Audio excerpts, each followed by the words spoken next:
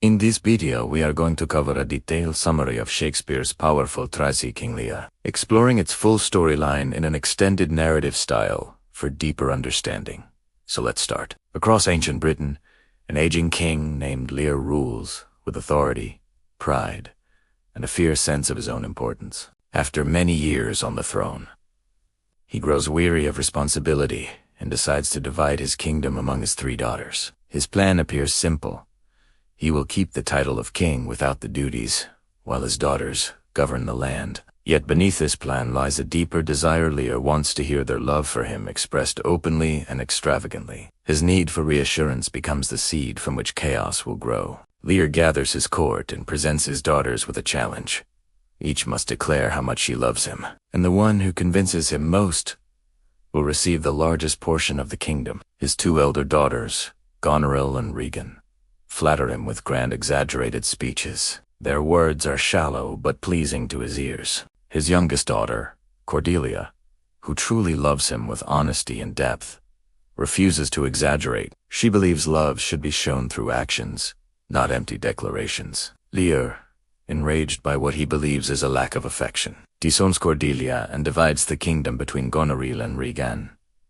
His loyal advisor, the Earl of Kent, warns him against this rash decision. Lear, blinded by pride, banishes Kent for speaking the truth. Cordelia leaves Britain to marry the King of France, who values her sincerity more than her lost inheritance. The moment Lear hands power to Goneril and Regan, the stability of the kingdom begins to unravel. Lear expects to keep a retinue of 100 knights and be treated with the respect he believes he still deserves. But Goneril, now secure in her authority, grows impatient with her father's demands. She finds his knights disruptive and his presence burdensome. She instructs her servants to treat him coldly, hoping he will reduce his expectations. Lear senses the disrespect, but refuses to accept it. Angered, he leaves Goneril's castle and seeks refuge with Regan, believing she will treat him better. Yet Regan, just as ambitious as her sister, joins Goneril in undermining him. Together, they strip Lear of his knights, reduce his dignity,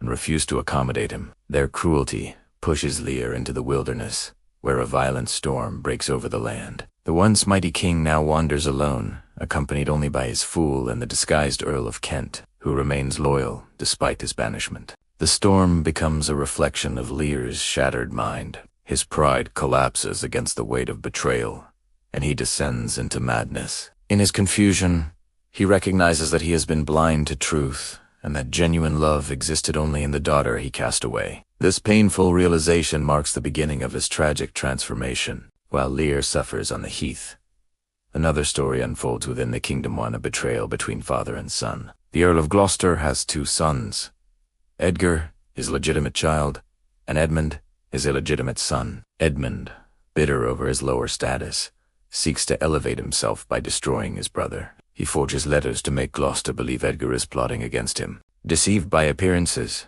Gloucester turns against his loyal son. Edgar is forced to flee and disguises himself as a mad beggar named Poor Tom. Through this disguise, he survives while his father unknowingly supports Edmund. Edmund then aligns himself with Goneril and Regan, whose ambition grows darker as the kingdom falls into chaos. The 2 sisters even begin competing for Edmund's affection, each wanting him as a partner in power. Meanwhile, Gloucester discovers that Goneril and Regan plan to harm Lear. He secretly sends help to the wandering king. When his betrayal is discovered, the sisters punish him with brutal cruelty. Regan's husband, the Duke of Cornwall, orders Gloucester's eyes gouged out, plunging him into literal blindness to mirror Lear's earlier emotional blindness. Left helpless and without sight, Gloucester becomes a tragic wanderer like Lear, guided unknowingly by his disguised son, Edgar. He searches for death, but instead finds compassion and eventual forgiveness. Edgar remains by his father's side, protecting him even though Gloucester does not know the identity of the loyal stranger helping him. Amid this turmoil, Cordelia returns to Britain with the French army to rescue her father. She discovers Lear in a fragile state, broken by sorrow but slowly recovering his sanity through her gentle care. Their reunion becomes one of the most moving moments in the story. The daughter, Lear rejected, now becomes the one who saves his spirit.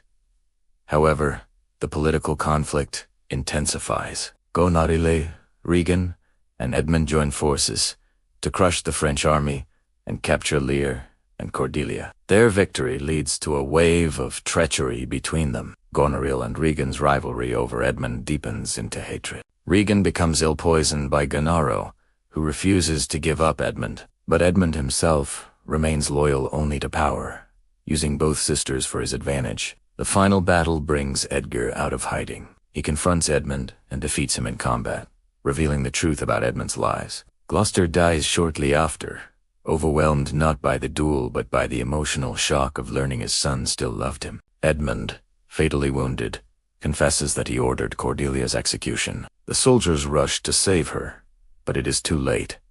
Cordelia is found dead, hanged in her cell. When Lear enters carrying her body, the depth of his tragedy reaches its peak. The father, who once rejected his daughter, now collapses under the grief of losing her forever. His heart cannot endure the pain, and he dies beside her, mourning the loss of the one child who truly loved him. As the dust settles, the kingdom is left broken. Goneril has killed herself after murdering Regan.